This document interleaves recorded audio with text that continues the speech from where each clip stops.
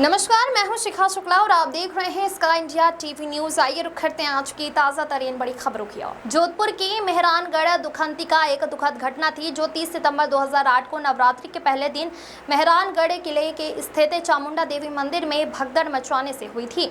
इस त्रासदी में 116 लोगों की मौत हो गई थी, जिनमें ज्यादातर युवा थे और 400 से ज्यादा लोग घायल हुए थे। मेहरानगढ़ दुखंतिका के मृतकों को श्रद्धांजलि देने के लिए हर साल विभिन्न तरीकों से शोक व्यक्त किया जाता है। श्रद्धांजलि सभाएं दुखंतिका में मारे गए 216 युवाओं की याद में हर साल 30 सितंबर को श्रद्धांजलि सभाएं आयोजित की जाती हैं। मेहरानगढ़ दुखंतिका परिवार मंच और अन्य संगठन इन सभाओं का आयोजन करते हैं, जहां पीड़ित परिवार और जोधपुर के लोग इकट्ठा होकर दिवंगत आत्माओं को पुष्पांजलि अर्पित करते हैं और न्याय की मांग की गई है। वर्षों से पीड़ितों के परिवार और उनके समर्थक न्याय की लड़ाई लड़ रहे हैं। वो सरकार से जस्टिस चोपड़ा आयोग की रिपोर्ट को सार्वजनिक करने की मांग कर रहे हैं, जो इस हादसे की जांच के लिए बनाया गया था। श्रद्धांजलि देने के साथ साथ यह मांग की भी दोहराई जाती है कि यादें और संघर्ष त्रासदी के शिकार परिवार के लिए यह दर्द आज भी उतना ही ताज़ा है। वह हर साल 30 सितंबर को अपने परिजनों को याद करते हैं। उनके संघर्ष को सोशल मीडिया और अन्य माध्यमों से भी समर्थन मिलता है, जहां लोग उन परिवारों के लिए न्याय की मांग करते हैं। मेहरानगढ़ दुखंतिका की यह त्रासदी एक ऐसा घाव है जो जोधपुर के लोगों और पीड़ित परिवारों के दिलों में आज भी गहरा है। श्रद्धांजलि के रूप में लोग न केवल मृतकों को याद करते हैं, बल्कि न्याय की लड़ाई को भी जारी रखे हुए हैं। अभिषेक सैन की रिपोर्ट। 2008 को मेहरानगढ़ दुर्ग के अंदर 216 लोगों की अकाल मृत्यु हो गई और एक साथ उनकी बड़ी त्रासदी हुई थी। पूरे जोधपुर शहर में किसी घर में चूल्हा नहीं जला था, परंतु पूरी रात शमशान जरूर जला था। और उसके बाद में लगातार 1.5 साल तक श्रद्धांजलि का एक दौर चला था और सबसे ज्यादा अगर हिंदुस्तान में श्रद्धांजलि की गई है तो मेहरानगढ़ के दिवंगत साथियों की। जहाँ तक न्याय की बात है तो जब चोपड़ा आयोग का गठन किया गया था वसुंधरा सरकार द्वारा, तो ये वादा किया गया था 216 साथियों को न्याय मिलेगा। चोपड़ा आयोग ने 2.5 साल 2.5 करोड़ खर्च करके एक रिपोर्ट तैयार की, परंतु सरकार ने उनकी दी हुई सलाह के आधार पर महिला आयोग का गठन किया। और आज आप जो महिलाओं में सुविधा देख रहे हैं, लाइट की है, पानी की है, मेडिकल की है या चिक की, तो चोपड़ा आयोग की दी गई सलाह पर तो सरकार ने काम किया, परंतु जो चोपड़ा आयोग की रिपोर्ट बनाई गई है 2.5 साल 2.5 करोड़ खर्च करने के बाद उस रिपोर्ट को आज तक सार्वजनिक नहीं किया गया, ताकि ये पता चल सके उन पीड़ित परिवारों को 216 के साथ पूरे हिंदुस्तान को कि इन 216 नौजवान बच्चों की मौत का कारण क्या है। कई लोगों ने 216 बच्चों के ऊपर ये कलंक लगाया कि वो बच्चे शराबी थे और वो भगदड़ हो गई, और पूरा शहर जानता है कि वहाँ कोई भगदड़ नहीं हुई थी और बच्चे जब खड़े थे वहीं के वहीं उनका दम घुट गया था। और उसके बाद जिन लोगों को जिम्मेदारी उठानी चाहिए थी कि जल्दी से जल्दी अस्पताल ले जाया जाए, वो सारा कुछ नहीं हुआ। वो सब कुछ चोपड़ा है। हम भी जानते, हम पीड़ित परिवार जानते हैं कि किसकी वजह से हादसा हुआ, कौन जिम्मेदार है, परंतु हम सरकार के मुंह से सुनना चाहते हैं कि आपने चोपड़ा आयोग का गठन न्याय के वादे के साथ किया है। हमारी जो जंग है 17 सालों से हम पीड़ित परिवार राजस्थान उच्च न्यायालय में, हमारे जो मंच के सचिव है मानाराम जी कड़ेला की जनहित याचिका में हम न्यायालय में भी लड़ रहे हैं और सड़क पे भी आप गवाह हो कि हम 17 सालों से हमने इस जंग को जारी रखा है। विधानसभा का घेराव किया है, रिफाइनरी में मोदी का घेराव करने गए हैं, जोधपुर से जयपुर तक पैदल मार्च किया है, अनशन किया है, और वो जो कुछ लोकतंत्र में जो जरूरी है न्याय के लिए वो सब कुछ हमने किया है। और उसके बाद भी न्याय का आज तक भी गौण है, जंग आज भी जारी है। अब सबसे बड़ी बात यह है कि दोनों सरकारों ने इस चोपड़ा आयोग के रिपोर्ट को सार्वजनिक करने से पहले अध्ययन के लिए 3-3 लोगों की कमेटी बनाई थी। उन 3-3 लोगों की बनी हुई कमेटी ने हमारे चामुंडा माता जो जोधपुर दुर्ग में विराजमान है उनके सर पे कलंक का टीका लगा दिया है। वो कलंक का टीका यह है कि ये रिपोर्ट अगर सार्वजनिक हो गई तो मृतक है और अव्यवस्था फैल जाएगी। यानी वो ये कह रहे हैं कि हमारे जो जोधपुर की आस्था का केंद्र था और जिस आस्था के ज्वार में 216 बच्चे मेहरानगढ़ किले में गए वो एक मृतक है, यानी झूठ है, भ्रम है।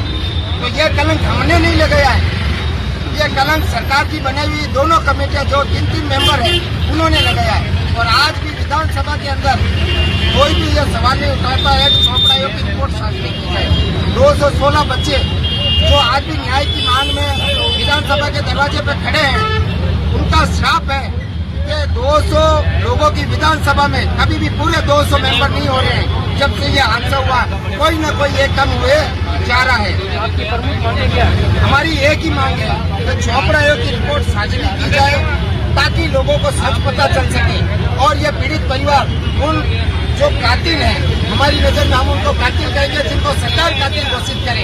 हमारी मांग यही है।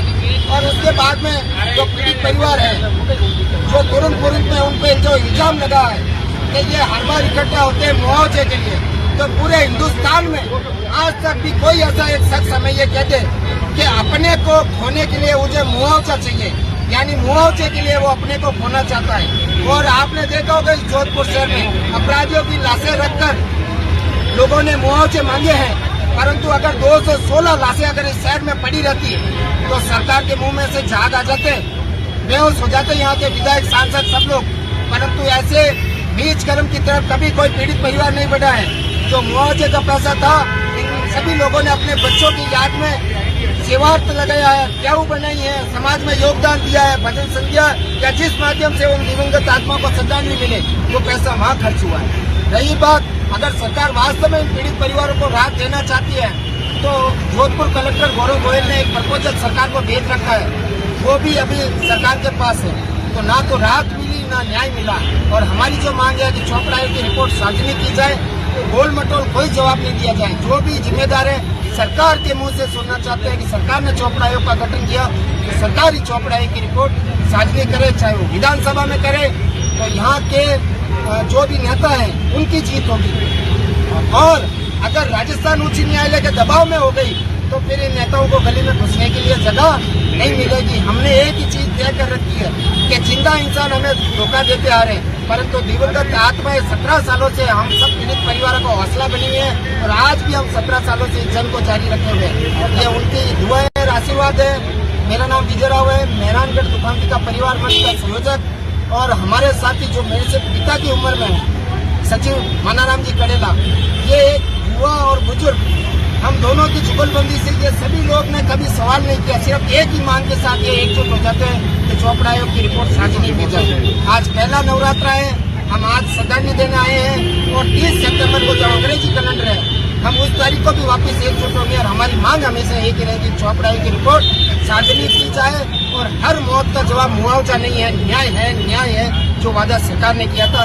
बस यही हमारी मांग है कि कम से कम आप उनके परिवारजनों को एक सुखद मौत है, क्योंकि कई परिवारों की डेथ हो चुकी है न्याय की आस में। तो अब जो बचे हुए हैं उनको तो कम से कम आप न्याय दें और अपने मुंह पर जो आप जनता से जीत के गए मुंह पर तालक का हर बार हाथ ना फिराएं, क्योंकि आप नजर नहीं मिला सकते ना माँ चामुंडा से मेहरानगढ़ में ना या 216 बच्चों के यहाँ।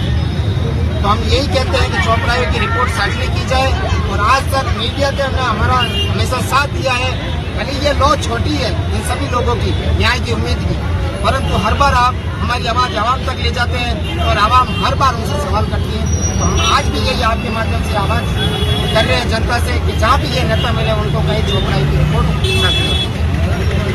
मेरा नाम मानाराम कड़ेला है और हमने पूरा काम में जंग की है।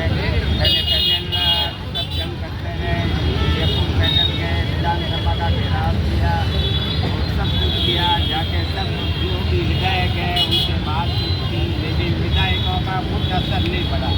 मैं ये कहना चाहता हूँ कि किसी मंत्री का अगर जानवर भी खो जाता है तो प्रशासन को अलर्ट कर देते हैं। तो मुझे कहते हुए शर्म आती है राजस्थान के विधायक और मंत्रियों से कि ये 216 बड़े इतने बच्चे हादसे हो गए और आपने आज तक चोपड़ा आयोग की रिपोर्ट गठित नहीं की।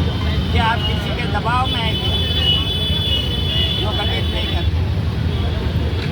और अब मेरी एक और मांग है कि अगर राजस्थान हाईकोर्ट अगर इसको रिपोर्ट से कोई अगर राजस्थान हाईकोर्ट घबरा है किसी कानून से तो हम सुप्रीम कोर्ट जाएंगे, वहाँ फैसला लेंगे। आपका परिचय? मानाराम कड़ेला, मेहरानगढ़ दुखांती का। आज मेहरानगढ़ दुखांती का कितने वर्ष हो गए? आज बरोबर 17 साल हो गए और 30 को 18 साल हो गए। इसको और बेहतरीन बनानी पड़ेगी रिपोर्ट।